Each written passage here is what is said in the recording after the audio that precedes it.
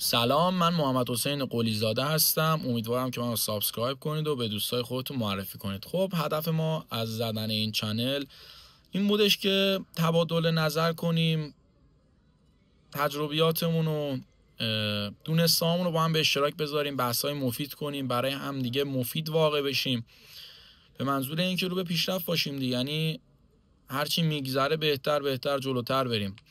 خوبه که با هم چیزایی که حس میکنیم، چیزایی که به دست میاریم، چیزایی که تجربه داریم توش به نتیجه رسیدیم، که هم دیگه اعلام کنیم، بگیم، صحبت کنیم، راجعش بحث کنیم، در کل به این نتیجه مثبت و مفید برسیم.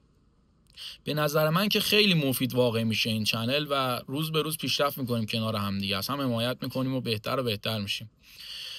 یکی از تجربیات خودم رو که تازه بهش رسیدم، بهش فکر میکردم، حالا شاید چیز خیلی به اصطلاح ویژه‌ای نباشه، مثلا شما بهش فکر نکرده باشید، ریزبینانه بهش نگاه نکرده باشید، ولی من نگاه کردم، به نظرم خیلی مفید واقع شد.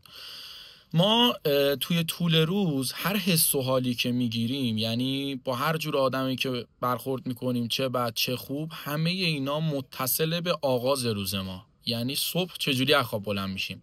میگن طرف رو دنده چپ بلند شده، با حال خوب بلند نشده، حالش میزون نیست، فلان همچین چیزایی مثلا به اصطلاح میگن. دقیقاً نمونه بارز همین صحبت منه.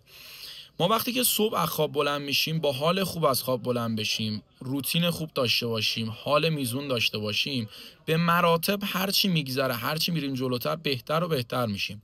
یعنی روتینمون رو منظم انجام بدیم، مرتب انجام بدیم، پاشیم سرحال قبراق. حتی اگه با حال خوبم از خواب بلند نشدیم، سعی کنیم حال خودمون رو با چیزایی که هست، چیزایی که میدونیم حالمون رو خوب میکنه خوب کنیم، که در نتیجه روز خوبی داشته باشیم، حال خوبی داشته باشیم. شما وقتی با حس و حال خوب از خونه در میاید، دقت کردید تو جلساتون حالتون خوبه، آدمای خوب سر راهتون قرار میگیرن، مفید همه چی، تو معاملات، تو جلسات، توی حالا هر کار، هر رشته که تخصص داریم، به بهترین شکل خودش شکل میگیره، حرکت میکنه.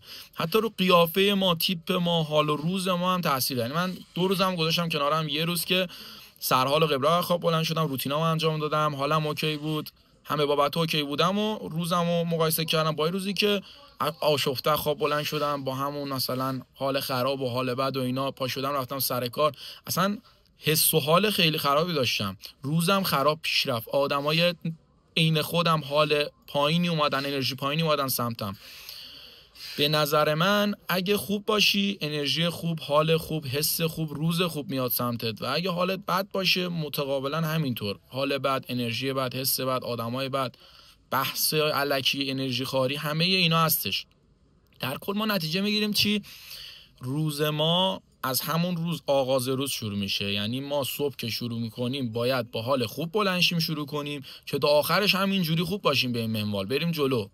چون اگه روزمون رو بد شروع کنیم، تا آخرش همینجوری بد میره. این سررشته خیلی مهمه. این منحصر آبشار، یه آب گلالود بیاد تا آخرش گلالود میره، یا اینکه سر اون آبشار یه آب زلال شفاف بیاد که تا آخرش شفاف و زلال میره. دیدگاه ها هم مهمه. مثلا ما بغل اون فکر کن رودخونه وایسادیم، آبشار وایسادیم، میبینیم آبش گلالود کثیف داره میاد، ازش فاصله میگیریم. یا مثلا میبینی آبش زلال، تمیز، خوبه، قشنگه، یه دست و صورتی میشوری، یه لیوان آبی میخوری، میبینی اصلا نمونه‌های بارز زیاد داره. در کل باید سعی کنیم خوب باشیم، بهتر باشیم، خیلی خوب پیش بریم، حالمون خوب باشه، روزمون خوب باشه، انرژیمون فول باشه.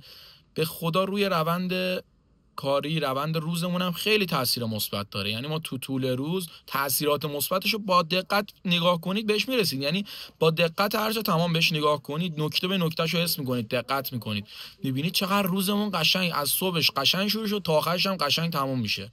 خیلی شیک، خیلی راحت میخوابید، با حال خوبم بخوابید، صبحم با حال خوب بلند میشید از خواب. در نتیجه امیدوارم که روی این نکته دقت کنیم، روی این موضوع خیلی بیشتر تمرکز کنیم که بهتر بشه حالمون، روزمون، معاشرتمون، کارمون، بیزینسمون، در کل رو به جلو، رو به پیشرفت باشیم دیگه. اگه به این موضوع کوچیک، به ظاهر کوچیک البته، دقت بیشتری داشته باشیم، دقت کنیم، نتیجه های خیلی مثبت و خیلی خوبی میبینیم. امیدوارم که مفید واقع شده باشه براتون. منو سابسکرایب کنید و به دوستاتون معرفی کنید. روزتون بخیر.